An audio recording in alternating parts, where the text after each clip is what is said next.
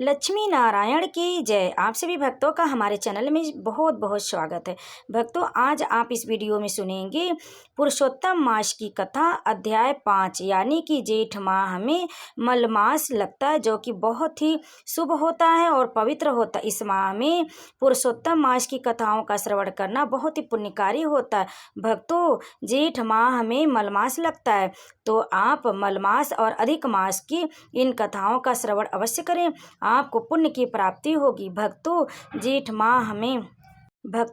जेठ माह में जल दान करना और दूसरों की मदद करना, घड़े से भरा जल दान करना, भूखे प्यासे लोगों को भोजन कराना, पानी पिलाना, ठंडे पानी की व्यवस्था करना, पशु पक्षियों के लिए जल की व्यवस्था करना बहुत ही पुण्यकारी होता है। भक्तों, जेठ माह में इस तपती गर्मी पे आप पशु पक्षियों के लिए पानी की व्यवस्था अवश्य करें, इससे भगवान विष्णु प्रसन्न होते हैं। और ख़ास बात यह है कि अगर जेठ माह में भगवान विष्णु के पुरुषोत्तम मास की इन कथाओं का श्रवण किया जाए तो भगवान श्री हरि बहुत जल्दी प्रसन्न होते हैं और आपको पुण्य की प्राप्ति होगी, वैकुंठ लोक में स्थान प्राप्त होगा। इसीलिए भक्तों, बहुत ही श्रद्धा और भक्ति के साथ आप अधिक मास यानी कि मलमास की कथाओं का श्रवण अवश्य करें।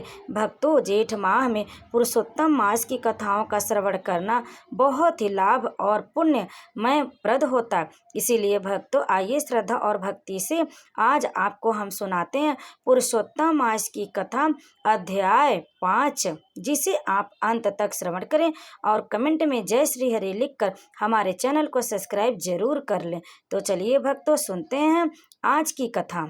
दो भुजा वाले मुरली को धारण किए हुए, नवीन मेघ के समान श्याम लाल कमल के सदृश नेत्र वाले, शरद पूर्णिमा के चंद्रमा के समान अति सुंदर मुख वाले, करोड़ों कामदेव के लावण की मनोहर लीला के धाम पीताम्बर धारण किए हुए, माला पहने वनमाला से विशोभित, उत्तम रत्न भरण धारण किए हुए, प्रेम के भूषण, भक्तों के ऊपर दया करने वाले, चंदन चर्चित सर्वांग, कस्तूरी और केसर से युक्त, वक्ष स्थल में श्रीवत्स चिन्ह से सुशोभित, कौतुभ मणि से विराजित, श्रेष्ठ से श्रेष्ठ रत्नों के सार से रचित किरीट वाले, कुंडलों से प्रकाशमान, रत्नों के सिंहासन पर बैठे हुए, पार्षदों से घिरे हुए, जो हैं वही पुराण पुरुषोत्तम पर ब्रह्मा है।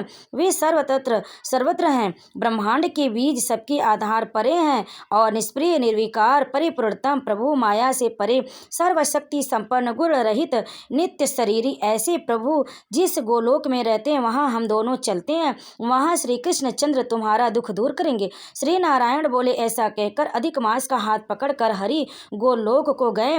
हे मुनि, जहां पहले के प्रलय के समय में वे अज्ञान रूप महा अंधकार को दूर करने वाले, ज्ञान रूप मार्ग को दिखाने वाले केवल ज्योतिष स्वरूप थे, जो ज्योति करोड़ों सूर्यों की समान प्रभा वाली, नित्य, असंख्य और विश्व की कारण थी, तथा उन स्वेच्छा में विभुकी ही उस अतिरेक की चरम सीमा को प्राप्त थी, जिस ज्योति के अंदर ही मनोहर तीन लोग विराजित हैं।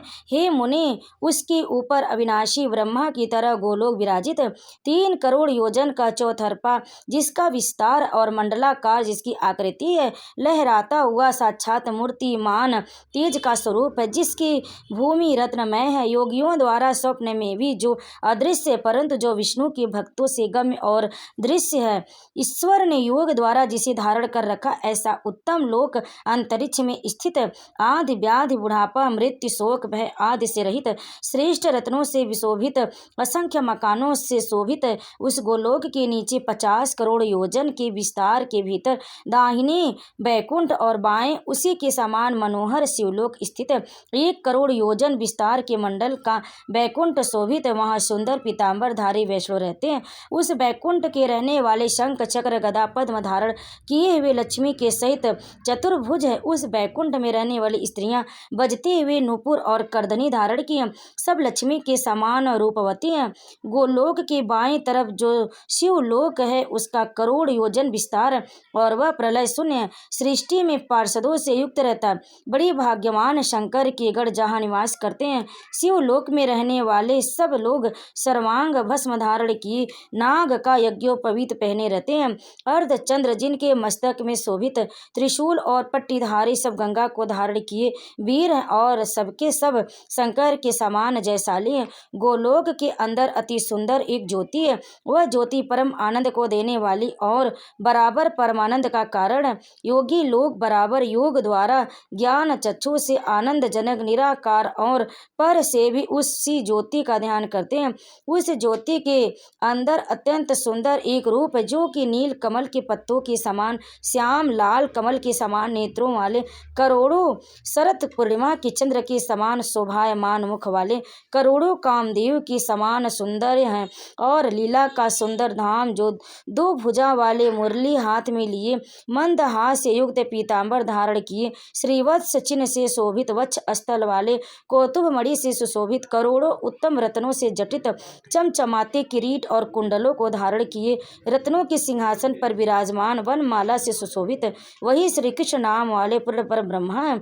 अपनी इच्छा से ही संसार को नचाने वाले, सबके मूल कारण, सबके आधार पर से भी परे छोटी अवस्था वाले, निरंतर गोप वेश को धारण किए हुए, करोड़ों पूर्ण चंद्रों की शोभा से युक्त, भक्तों के ऊपर दया करने वाले, निष्प्रिय विकार रहित परिपूर्णतम स्वामी, रास मंडप के बीच में बैठे हुए शांत स्वरूप रास के स्वामी, मंगल स्वरूप, मंगल करने के योग्य, समस्त मंगलों के मंगल और परमानंद के राजा, सत्य स्वरूप, कभी भी नाश न होने वाले, विकार रहित, समस्त सिद्धों के स्वामी, संपूर्ण सिद्धि के स्वरूप, अशेष सिद्धियों के दाता, माया से रहित, ईश्वर गुण रहित, नित्य शरीरी, आदि पुरुष, अव्यक्त, अनेक है नाम जिनके, अनेकों द्वारा स्तुति किए जाने वाले, नित्य स्वतंत्र अद्वितीय शांत स्वरूप, भक्तों को शांति देने में परायण, ऐसे परमात्मा के स्वरूप को शांति प्रिय, शांत और शांति परायण जो विष्णु भक्त हैं वे ध्यान करते हैं। इस प्रकार के स्वरूप वाले भगवान कहे जाने वाले वही एक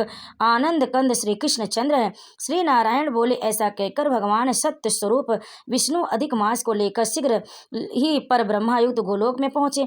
सूत जी बोले, ऐसा कहकर सत्क्रिया को ग्रहण किए हुए नारायण मुनि के चुप हो जाने पर आनंद सागर पुरुषोत्तम से विधि प्रकार की नई कथाओं को सुनने की इच्छा रखने वाले नारद मुनि उत्कंठा पूर्वक बोले।